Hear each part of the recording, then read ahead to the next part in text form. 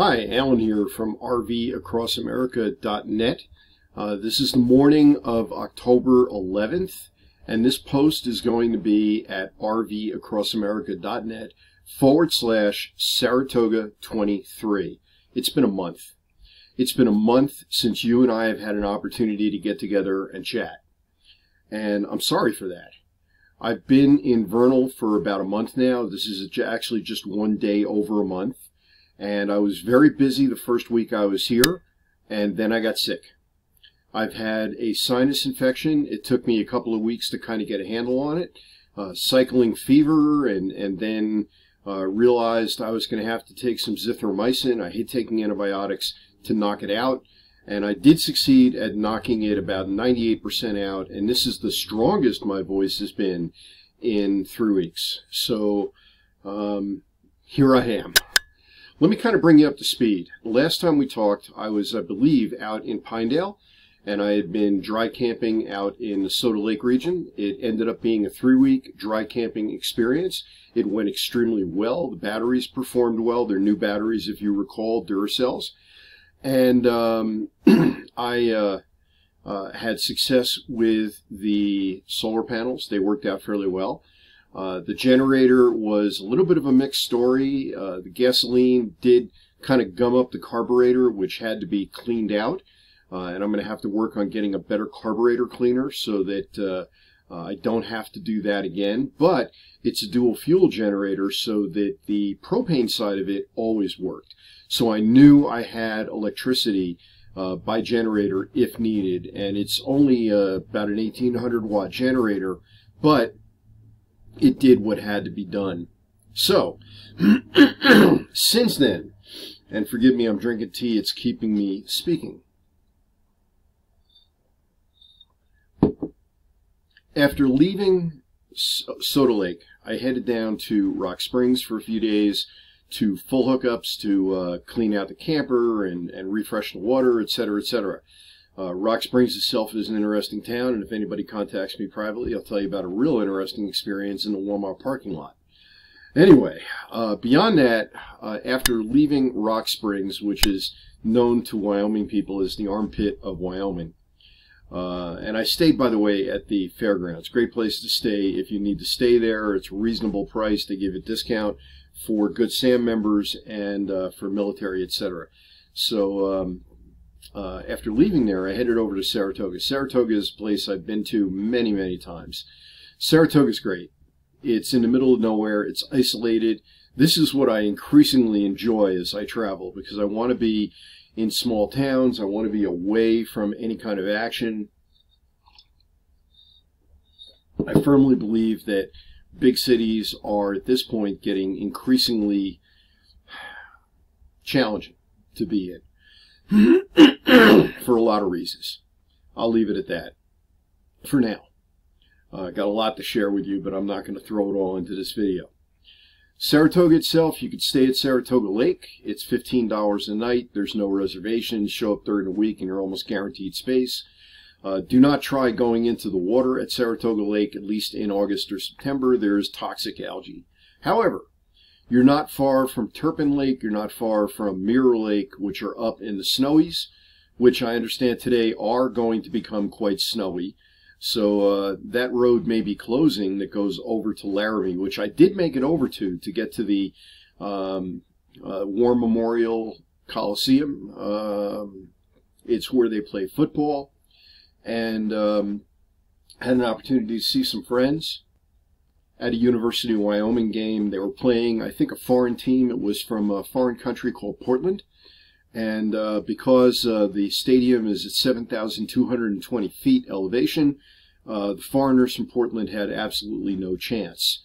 But it was great to see my friends and spend a little bit of time with them, and then scoot back across the Snowies, which were, of course, dry and warm at that time, as opposed to being really snowy, which they apparently are today or tomorrow. And they're talking upwards of 2 feet of snow up on those hills. So it does get nasty, and it does get nasty early. The road is not a full-year road. It's only open during the summer. In Saratoga itself, you have some good restaurants. You've got a sandwich shop. You've got a couple places for ice cream and coffee. So it's a very livable town, and of course you've got the world-famous hot springs. That's really what draws me there. When I left Saratoga, and that was, again, right about 10th of September, I decided to take Wyoming 70. I decided to take Wyoming 70, and that connects encampment to Baggs, Wyoming. Encampment to Baggs. And boy, I'll tell you, it's one of the most remote roads in the country. Now, there's some good videos, so stick around on this shot, on this video, because I'm going to dovetail right into some video with traveling Wyoming 70. It's only open about 4 months out of the year. It peaks out at about 10,000 feet, and it's a pretty interesting road. It's just kind of rugged and remote. Encampment is a town of a few hundred people. Baggs is a town of less than 100 people. So, you know, definitely worth seeing what it's like going on that road. And it's only open, like I say, about 4 months a year. So stick around for that. When I got to Vernal, Vernal is great for biking. It's usually great for kayaking. But again, one of the lakes in the area has toxic algae. Another one is closed due to renovations in the state park. And frankly, with diesel fuel over $4.50 a gallon, I wasn't doing too much running around, especially when I didn't feel well. Even while I didn't feel well, I did keep traveling around on the bike. I never ran a very high fever, and you know, I knew I needed to stay in shape, because this winter I will be ski instructing again. It's going to be up in Montana. I'll be giving you information on that, assuming I can reach Montana with the conditions in the world as it is.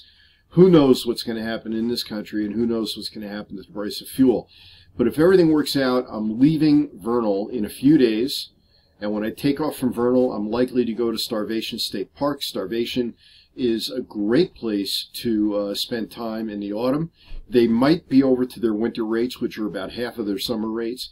The Utah State Parks have become fairly expensive, and getting the winter rate would be a real nice thing. And then from there, I'll be potentially returning up to Rigby for a couple days. Get back into Rigby, Idaho, and actually my main motivation is to get to the farmer's market in Idaho Falls, stock up, and then head north, maybe spend a few days in Salmon, work my way into a little town called Wisdom, Montana, and then up further into Montana. I'll leave it at that. So, Alan here, rvcrossamerica.net/Saratoga23.